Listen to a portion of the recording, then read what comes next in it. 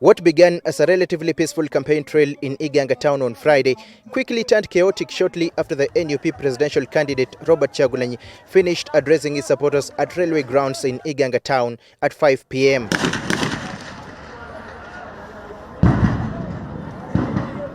It all began when supporters who had convened to listen to Kyagulanyi started singing after his speech, but security officers wanted them to leave the rally grounds. But the supporters defied the security's warnings and directive, and chaos erupted.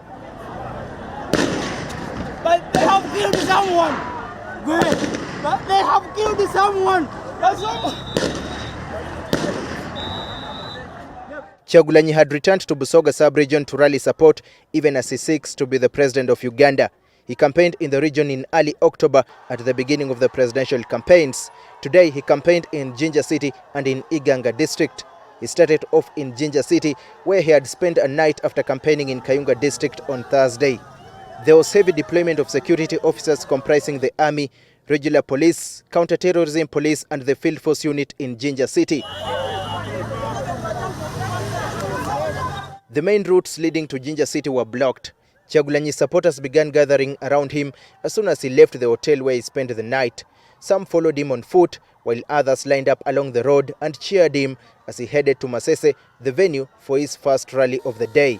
Boda riders joined the procession. Security officers had a tough job to do to keep motorists at bay to avoid accidents.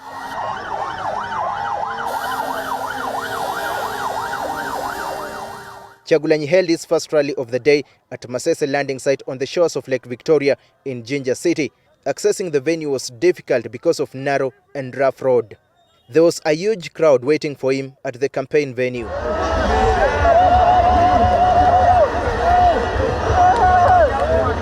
Kyagulanyi faulted the government for restricting fishing on the lake, yet fishing is traditionally one of the major sources of livelihoods for many residents here. Uganda mpya mwabana be Masese, mwabana be Jinja, mwabetolodde nyanja. Executive order number 1 egenda kuba ya kugoba maje ku nyanja abantu bekize nyanja zaabwe. He told his supporters to defy the Electoral Commission's directive that requires voters to leave polling stations immediately after casting their votes.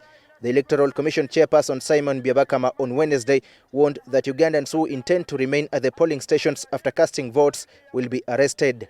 Speaking at another campaign rally at Wakitaka Playground in Jinja City, Kyagulanyi decried the high poverty rates in Busoga sub-region, saying the region has the potential to turn into one of Uganda's most developed regions. Nga masanyalaze gava wano, nga sukali ava wano, ngeno industrial hub, na byonna byonna babimalawo, ebyobugagga babisaanyaawo, naitiru bagisaanyaawo, n'amakolero amalala gonna bagasaanyaawo.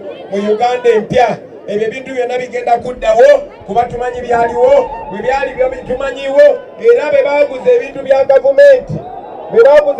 gavumenti ne besimalayo mumanyi kyentegeeza. The campaigns in Jinja City were largely peaceful until police fired tear gas to disperse Kyagulanyi supporters as they left the campaign ground.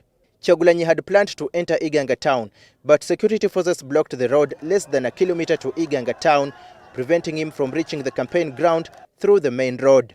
He was diverted and forced to use a narrow road to access the campaign venue. Along the way, it started raining heavily even before Kyagulanyi reached the venue for his rally in Iganga town. But his supporters braved the afternoon downpour and continued following him. Kyagulanyi held his campaign at railway grounds in Iganga town. Now, tomorrow, he continues his campaigns in Masaka City, and that's according to the Electoral Commission presidential campaign program. Daniel Kibet, NTV, in Iganga town. Yes.